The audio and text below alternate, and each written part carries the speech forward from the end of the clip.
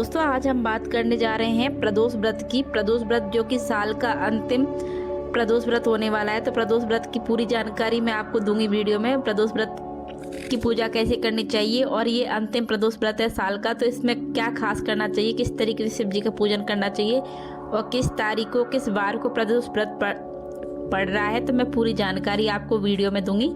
तो वीडियो में हमारे साथ बने रहिए। तो आखिर कब है प्रदोष व्रत, 17 या 18 दिसंबर, कब है साल का अंतिम प्रदोष व्रत? चलिए बताते हैं मैं पूरी जानकारी। तो हिंदू धर्म में प्रदोष व्रत भगवान शिव और माता पार्वती के लिए ही रखा जाता है। ये व्रत बहुत ही महत्वपूर्ण व्रत है और ये हर महीने की त्रयोदशी तिथि को रखा जाता है। प्रदोष काल में शिव जी की पूजा करने से विशेष लाभ की प्राप्ति होती है और ऐसा भी कहा जाता है कि इस व्रत को करने से सभी मनोकामनाएं पूरी होती हैं, पापों का नाश होता है और भगवान शिव का आशीर्वाद भी मिलता है। साल 2025 का अंतिम प्रदोष व्रत पौष मास के कृष्ण पक्ष की त्रयोदशी को है। तो कई लोग 17 या 18 दिसंबर को लेकर बहुत कंफ्यूजन में हैं, लेकिन सही तिथि हम बता रहे हैं आपको। तो वैदिक पंचांग के अनुसार पौष मास की कृष्ण पक्ष की त्रयोदशी 16 दिसंबर को रात को 11:57 से लेकर के 18 दिसंबर की रात को 2:32 तक रहेगी। हालांकि त्रयोदशी तिथि 17 दिसंबर को पूरे दिन और प्रदोष काल में व्याप्त रहेगी, इसलिए इस साल का जो अंतिम प्रदोष व्रत है वो 17 दिसंबर को रखा जाएगा, यानी कि बुधवार के दिन रखा जाएगा। यह बुधवार प्रदोष व्रत कहलाएगा, जो बुद्धि, व्यापार और सफलता के लिए विशेष शुभ है। 17 दिसंबर को शाम में 5:38 से ही रात को 8:18 तक प्रदोष काल का मुहूर्त रहेगा। पूजा इसी मुहूर्त में करनी सबसे उत्तम मानी जाती है।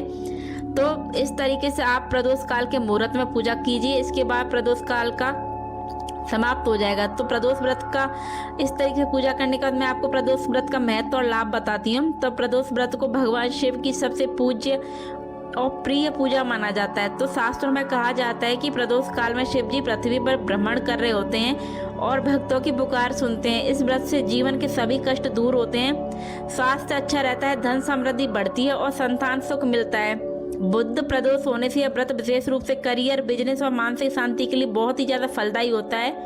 नियमित प्रदोष व्रत रखने से कुंडली के शिव के संबंधी जो भी तुम्हारे दोष होते हैं वो सभी दूर होते हैं। तो प्रदोष व्रत की सरल पूजा विधि मैं आपको बताऊंगी। अब प्रदोष व्रत की जो पूजा शाम के समय करते हैं, सबसे पहले साफ कपड़े पहन करके साफ अच्छे तरीके से स्नान करें और साफ कपड़े पहने।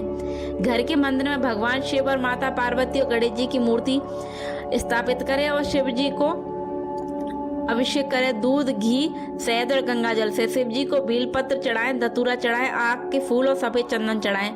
माता पार्वती को सुहाग की सामग्री चढ़ाएं। इसके बाद शिव जी को और पार्वती जी को खीर और गुड़ का भोग लगाएं और रुद्राक्ष की माला होती है उससे 108 बार शिव जी का ओम नमः शिवाय का जाप करें और इसके बाद प्रदोष व्रत की कथा पढ़ें और अंत में शिव जी की आरती करें और पूजा में हुई किसी भी भूल के लिए शिव जी से क्षमा मांगिए। तो व्रत की पूजा और पूजा की समाप्ति के बाद शिव जी से क्षमा मांगकर आपसे पूरे दिन में जो भी भूल चूक हुई हो उसके लिए शिव जी से क्षमा मांगकर अपने व्रत को पूरा कीजिए। व्रत सुबह से शुरू करें और शाम को पूजा के बाद फलाहार करके उसका पारण करें। दिन भर सात्विक भोजन जैसे कि ड्राई फ्रूट्स, फल, दूध, चाय आदि ले सकते हैं। इस व्रत में क्रोध और झूठा और निंदा नहीं करनी चाहिए, ब्रह्मचार्य का पालन किया जाता है। अगर निर्जला व्रत नहीं रख सकते तो फलाहार करना चाहिए। पूजा में परिवार सहित सभी लोगों को शामिल करें तो फल की प्राप्ति कई गुना बढ़ जाती है। तो साल का जो अंतिम प्रदोष व्रत है वो 17 दिसंबर को रख करके भगवान शिव की कृपा प्राप्त करें। मान्यता है कि यह व्रत सभी मनोकामनाओं को पूरी करता है और जीवन में सुख शांति लाता है। तो अगर आप लोग इस व्रत को अंतिम जो प्रदोष व्रत है इसको रखेंगे तो आपको सौभाग्य और लाभ की प्राप्ति होगी। लेकिन अगर आप इस व्रत को नहीं रख पा रहे तो प्रदोष व्रत की पूजा करने से भी आपको सौभाग्य की और शिव जी के आशीर्वाद की प्राप्ति होगी। तो इस तरीके से आप प्रदोष व्रत को कर सकते हैं। तो आज की वीडियो को मैं यही खत्म करती हूँ। उम्मीद करती हूँ आपको प्रदोष व्रत की जानकारी पसंद आई होगी और वीडियो की जानकारी अच्छी लगी तो प्लीज़ वीडियो को अपने 5 जानकारों के साथ, अपने 5 दोस्तों के साथ शेयर कीजिए और चैनल को सब्सक्राइब कीजिए।